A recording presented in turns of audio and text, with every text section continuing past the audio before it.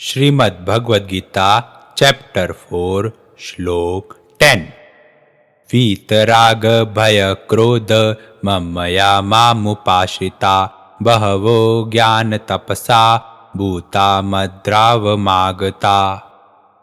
राग, भय और क्रोध से जो मुक्त है, जो मुझ में आश्रित है, जो मेरे ज्ञान को समझकर पवित्र हो चुका है, वही मेरे स्वरूप को प्राप्त हो चुके हैं।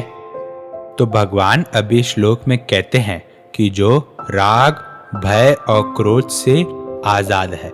राग क्या कि अगर समझो कि अगर हमारे पास कोई प्रॉब्लम है, ठीक है, वो हमें बहुत बड़ी लग रही है, बट अगर उसके सामने कोई और बड़ी प्रॉब्लम आ जाए तो हमारा ध्यान छोटी प्रॉब्लम से हट के बड़ी प्रॉब्लम पे चले जाता है। जैसे बचपन में हमें खिलौना खेलना बहुत पसंद था, हमें उस खिलौने के प्रति बहुत ज़्यादा एक्साइटमेंट रहता था, बट हम बड़े हुए तो हमारा पैसों के प्रति, सैलरी के प्रति वैसा हमारा एक्साइटमेंट होने लग गया। ऐसे ही अगर जिसका ध्यान भगवान में है नहीं, भगवान के जन्म में है नहीं, भगवान के कर्म में है नहीं, तो उसका ध्यान वहाँ के बजाय कई और फालतू जगह जाएगा।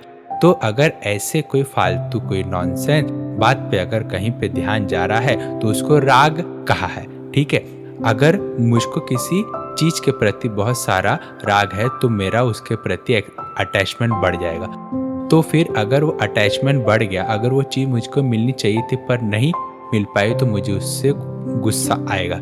जैसे कोई चीज थी जो मुझको चाहिए थी, ठीक है, मैंने उसके प्रति बहुत अटैचमेंट कर लिया, बट वो चीज मुझको न मिलके कोई और ले लिया मुझसे, ठीक है। अगर वो पर्सन फिजिकली स्ट्रांग है तो मैं उससे डरूंगा, भय करूंगा, बट अगर वो पर्सन फिजिकली स्ट्रांग नहीं है तब मैं उस पर क्रोध करूंगा।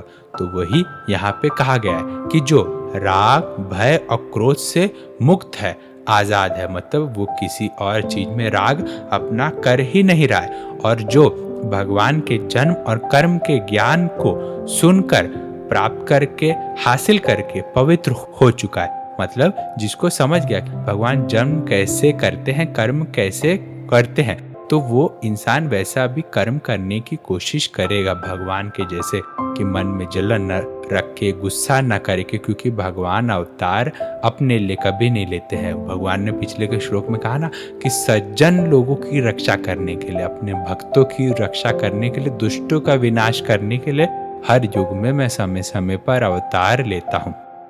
तो जो इंसान उस ज्ञान को हासिल करके उसकी डिटेल को समझकर जो पवित्र हो गया है, ठीक है, वही मेरे स्वरूप को, वही मुझको जान चुका है।